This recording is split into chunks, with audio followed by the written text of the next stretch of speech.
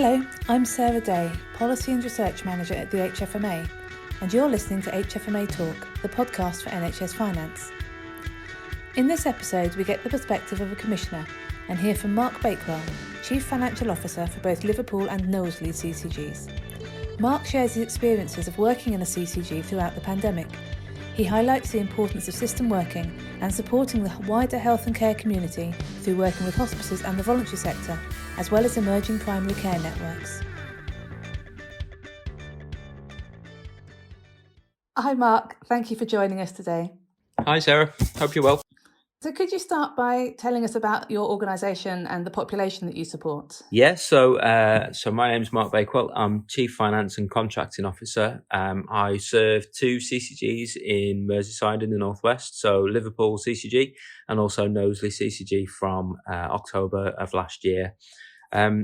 Two very interesting CCGs within the sort of the economy. So to give you a bit of a size and scale, so Liverpool's population around 530 odd thousand, and a sort of resource limit of around 960 million, and then Knowsley 165,000 population and around again 330 sort of million. So yeah, so big numbers within the Mersey system. I think it's probably fair to say that both are really challenge CCGs in terms of the population that it serves, in terms of the demographics and some of the inequalities that we have up here in Merseyside. So I think they're important factors really within the sort of the characteristics of both organisations really. Some really sort of affluent wards within our sort of CCG footprint, but then equally some really deprived areas as well. So we have sort of that dynamic, which I know many CCGs do have, but it does really sort of bring out some of the sort of the interesting sort of factors in terms of how we go about our business. In terms of, I suppose, other bits of information, really, I think other factors are local authorities as well. So again, both are coterminous with their local authorities, and both again local authorities have been really impacted on by sort of cuts over the last few years. So some really significant challenges there, which obviously has an impact on sort of health within the system really. In terms of other aspects, I think it's probably one to sort of reflect on that. Merseyside in particular has a large number of providers. So we've got a really big, large acute trust. So Royal Liverpool and Aintree Hospitals merged together again last October. So they've become a new organisation, so Liverpool University Hospitals. And then we've got a significant number of smaller specialist trusts as well. So again, we have to deal with the complexity of large number of providers within our system, together with Merseycare, who are our community and mental health provider in Liverpool, and then Northwest Boroughs as well in sort of the Knowsley patch. So, a really significant number of providers. I suppose just to reflect on Knowsley as well. So Knowsley is quite an interesting CCG in that it sort of has both facing the North Mersey system, but equally into the Mid Mersey system as well. So also dealing with sort of the St Helens and Knowsley Trust, and obviously then a range of other stakeholders in those two systems. So yeah, in terms of my role, trying to juggle both jobs within the week and trying to, I suppose, make sure I don't sort of focus too much on any one thing at any given time really. And there's always lots of sort of juggling to be done with it within the week. And as I say, serving those two CCGs and serving those two sort of community aspects within the week is obviously part of the day job. So what impact has Covid-19 had then in your area and for you as an organisation? Yeah, so I think like everyone really, it's pretty much life's been turned upside down since the beginning of March really. I think if you sort of scan your mind back a few months, we were getting on with the job in hand around sort of planning for the new year, as well as trying to close down the old financial year. Contract negotiations were taking place. We were doing all the relevant sort of planning updates through governing bodies. So I remember the 10th of March was our governing body meeting in Liverpool, where we were talking about the plan for the year ahead and setting out our objectives and the financial sort of position. And then pretty much since that point, obviously, the world has pretty much changed. So I think, and I know we'll probably touch on it all the way through the conversation. But life, certainly finance and contracting life, as we know it, has pretty much been turned upside down, as I say. So a couple of examples of that. So obviously we're not doing any contracting and sort of financial agreements at the moment. That's all pretty much set out to us by the national sort of direction. We don't have any sort of issues, therefore, in terms of local contract negotiations and what we would, be starting to do at this time of the year, trying to understand how the early sort of pattern has started to flow.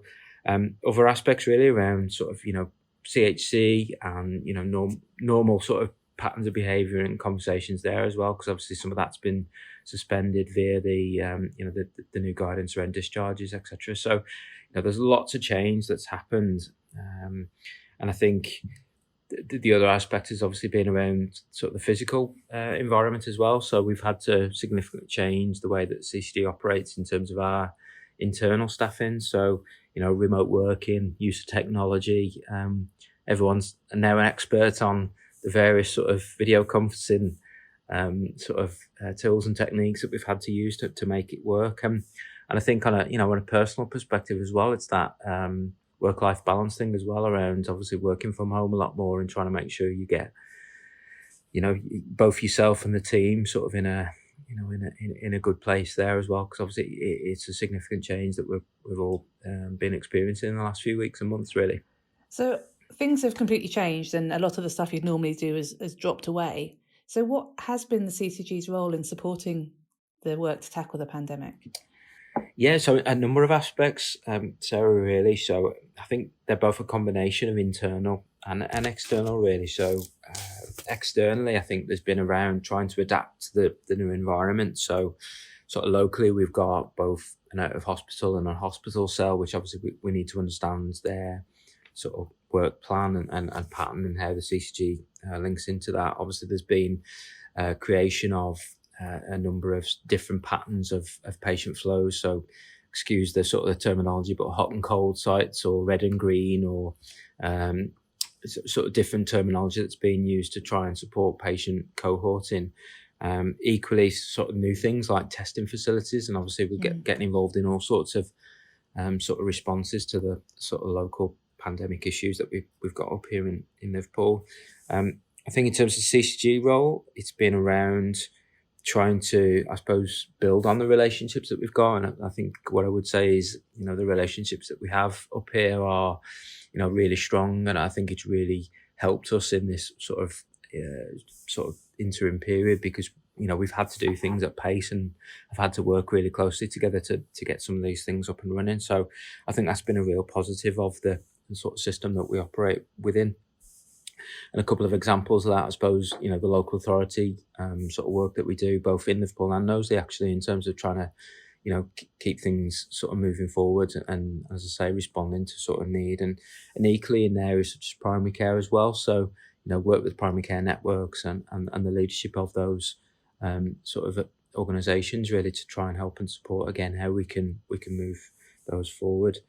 I think internally, we've obviously had to reorganise ourselves differently as well. So looking to sort of, I suppose, create two sort of distinct sort of arms, really. So one dealing with the business as usual around sort of making sure that, we can keep the organisation going. And as I say, lots of HR and sort of organisation issues that we've had to deal with, IM&T, and making sure everyone's sort of safe and, continuing to sort of keep well within this period. And then, secondly, sort of dealing with the response, really, in the incident. So again, lots of sort of different aspects to that, but, incident team that meets on a regular basis, sort of, again, liaising with and interactions with our providers within the city, and sort of trying to keep all that together through daily sort of team calls, really, to make sure that both on an internal and external basis that we've got a grip on everything, and things that then need escalating up and through sort of the various chain of command, really, up to the NHS England team, is done in a sort of an organised way. I think in terms of finance and contracting, obviously we've really had to rethink and go back to our business continuity plans to some degree. So obviously it's been very clear to us what our role is in the sort of the interim period was around making sure we get cash flowing around the system, making sure providers are receiving sort of, the money to make sure things keep going. Really acting as that point of contact to make sure that we can sort of escalate issues as I've described, really, and keeping the wheels sort of turning, really, in terms of the day-to-day practice. And then trying to get our heads around all these new pieces of guidance as well. So one in particular being sort of the discharge guidance, and again working with our providers within the two systems, really, to make sure that we can support and maintain some of the, for example, discharge flows, and working with local authority colleagues on sort of how that's looking and feeling in terms of payments. So yeah, lots going on, and again, you look back over the last sort of 8 weeks and you think, we've come such a long way in trying to deal with what was obviously very sort of unique circumstances. So have you seen changes in how your system works as well? You obviously said you've already got good relationships, but have processes changed or things speeded up? Yeah, there's been lots of changes, really. So some I suppose that we were expecting to sort of try and develop, I suppose, as a system that have been enabled, really, I suppose, by the changes that we've had to make. So for a couple of examples, really, so outpatients, for example, we're doing a lot more virtually, and again, a credit to the system. I think we've been in a really good place because of the sort of infrastructure and investments that have been made locally. So we've been able to do that really well.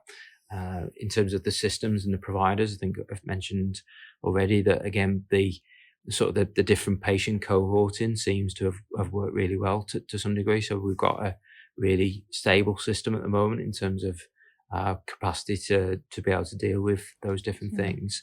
So I think there's been lots of changes in the short term. So again, the hot and cold sort of science, again, the primary care networks have been really progressive in terms of their thinking, really, and enabling lots of those different sort of patient-facing services to be able to be changed sort of relatively quickly in order to move some of those forward. So I think that that's only been possible because, again, of the relationships and the positive intent that everyone's had, and obviously the CCG's role in that is trying to make sure that we enable that to happen and deal with any issues as and when they come up. So PPE is not just an issue here, I know, but trying to make sure we get the right products out to the right parts of the system as best we can, really, given some of the constraints that have been there.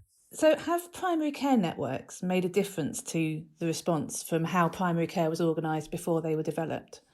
So I think I suppose, just reflecting on our local situation, what they've enabled us to do is have a lower number, I suppose, of conversations, as opposed to, so if I talk, I suppose, about the numbers. So Liverpool's got 85 individual GP practices and Knowsley's got around 30. The issue is, obviously, you can't have that many individual silo conversations. So through the PCMs and through the leadership teams, clinical directors within those sort of networks, we've been able to get further and faster, I suppose, than we would have done in previous times. That's not to say things are perfect by any means, because obviously they themselves are having to learn and work differently and work in a very different environment. But I think it's given us an opportunity to start to think about how that shapes up really going forward. So I think it's been a really positive change for us in being able to move those conversations forward. And again, I'm sure, are reflecting on what's worked well and what hasn't worked well. And again, some of the things that are needed often behind the scenes to make some of these things happen. So, some of the governance aspects, or, IM&T, and again, things like telehealth and how they've had to adapt their clinical practice to sort of the circumstances that we're in. So it's been a learning experience for everyone, but I think it's been definitely one where we've tested out the model of what has worked well, and indeed how do we think it needs to operate going forwards. And you don't just contract with NHS providers. There's obviously other things that you do, such as working with hospices and voluntary community sector. How have you seen that change over this period? Yeah, indeed. So they play a really important role within our system dynamics. And again, mentioning the sort of I suppose the population that we have, they are integral, really, to making sure that we don't miss out on, key sort of segments of the population. So hospices, obviously really important in a number of ways, but again, we've been in close conversations with them over their sort of financial position and, some of the uncertainty that they've had, and working through again with them in terms of some of the guidance around some of the national funding that's been working through. Trying to stay close to some of our voluntary sector organisations as well, again, in terms of some of the work that they've been doing. And I mentioned at the start really around some of the characteristics really of both Liverpool and Knowsley, as we've got some really vulnerable patients within our footprint and needing to make sure that they, again, get the best support that we can possibly provide. So trying to, keep stitched into the conversations on the ground and, again, trying to work through any support that can be given within the sort of the powers that we have and the financial capability that we have during this time to keep things moving. One of the challenges that we've had over the last few weeks has been identification of those patients. So, vulnerable patient lists and working with our practices and partners really to make sure that we get the support out there to the people of both Liverpool and Knowsley really to make sure that we give them as much support as we can. So just going back to your finance team and the people that you're responsible for, you're in the office today, but is everybody working at home? How is that going? And have people seen their roles change as well, thinking about how some of the CCG role has changed? Yeah, so again, we were, I suppose, already working towards being more mobile and agile as a team, really. So I think we've been in a really good place from a technology point of view. So we've most of the team have already had sort of the ability to work remotely via sort of their laptops, etc. Pretty much from day one, the team have been working from home. So we've got sort of daily contact calls through our sort of structures to make that happen. And I'm really lucky. Both my sort of finance deputies in both Liverpool and Knowsley, take a lot of the strain on that, sort of making sure, again, keeping people sort of informed and involved in the various conversations and making sure they're getting the sort of the support that they need. So we've been, I suppose, working towards trying to make sure that they've got everything that they need in terms of equipment. And then I suppose from a mental and a sort of a wellbeing perspective, trying to keep in touch and make sure they have conversations with each other and keep in touch in that way. In terms of the rest of the organisation, most of the team are working from home. We do have sort of an incident room here from a Liverpool perspective that, again, is looking to coordinate the local system. So that's one of the reasons I'm in the office today, as sort of the on-call for any incidents that need escalating up. So we've got a small team that have worked really hard to keep things turning. And then again, across Knowsley, we've got daily calls with the team and with the sort of the exec team as well, just trying to keep on top of things and moving things forward. So it's been a real significant change to the way of working. I think there's been some really positive aspects because, again, I think we've moved really fast, and I think it's demonstrated that we can do these things. But we just need to be really mindful that, as time progresses, there are some downsides to it, and we need to make sure we don't miss out on those. So, as I say, making sure people's well-being is sort of up there in the importance as well. We're really lucky, I think, in the some of the HR support that we've had as well. So, really sort of trying to focus on communications. And, in Knowsley, we have what's called a chat with the chief, where Diane does, video conferencing with the whole sort of organisation, trying to make sure that we're keeping people informed in terms of what's going on, both on a national and a local basis. And we had one yesterday in Liverpool with Fiona, who's our chair. Again, briefing sort of the organisation in regards to sort of current events and circumstances around how things are progressing. So I think we've adapted to it really well. I think we've been, as I say, fortunate to some degree that we've been investing in sort of the technology and the investments around sort of mobile working anyway. So we've been able to sort of reap the benefits of that.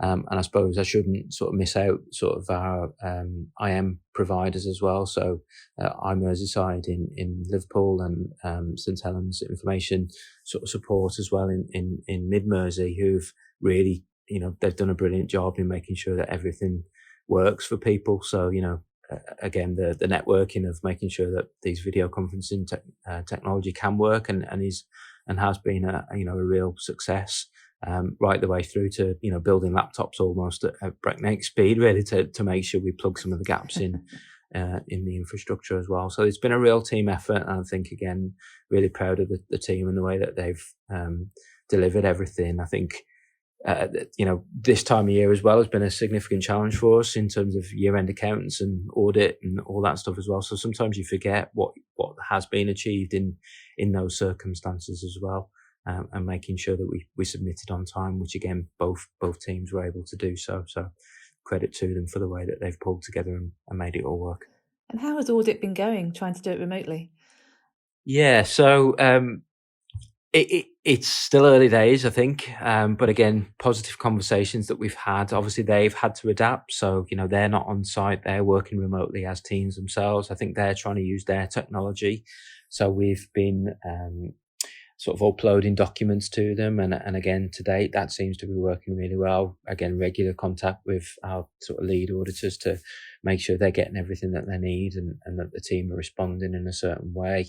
Obviously, the deadline being extended, both the draft submission and then obviously the full submission, gives us a little bit more breathing space. But I think we're all keen to make sure that we don't just waste that sort of extra few weeks, really, so that we can keep moving forwards, because there's plenty of other things to keep us occupied, and everyone probably just wants to get them done as best we can, really. So again, a real sort of positive effort from the team. So people are beginning to talk about getting back to a fuller service in the NHS, re-establishing some of the things which had to be paused whilst we first tackled the pandemic. So what do people need to understand about the role of CCGs and commissioners in re-establishing some of those areas, and what your requirements will be of them as that happens? So obviously we're in a slightly different period in time where normal functions and normal activities obviously have been suspended for inevitably the right reasons. I think what we need to remember, I suppose, is what CCGs are there to do and how they help to manage systems and manage sort of getting to the right result, really. So I think if you go back to the CCG's role in, for example, the commissioning cycle, it fits in a number of different ways. And I think what we've got to try and do is obviously work to the position nationally in terms of how command and control is very much needed to make sure that we can keep sort of organisations and the population as safe as can be, but equally not missing out on the opportunities that obviously local commissioning organisations can bring to the system. So we've got a real role to play, I think, in terms of, as I say, the early stages of understanding the population and making sure that we're not missing out on sort of some of the key building blocks of what services that need to be delivered and how they're delivered, in terms of making sure we're keeping people safe and that the quality of services that are being provided are obviously of the utmost importance, and keep an eye on those different things. I think, again, I've mentioned it a couple of times, but really acting as that interface and managing relationships between the different parts of the system. Our system is complex, and there are multiple organisations and parties involved in most aspects of it. So again, trying to make sure that we keep that stitched together, and particularly as we head towards the the recovery period, making sure that again we're building on those sort of aspects, really, so that we can get a safe and sustainable improvement back to sort of whatever level of normality we can get to over the next sort of 3 to 6 months.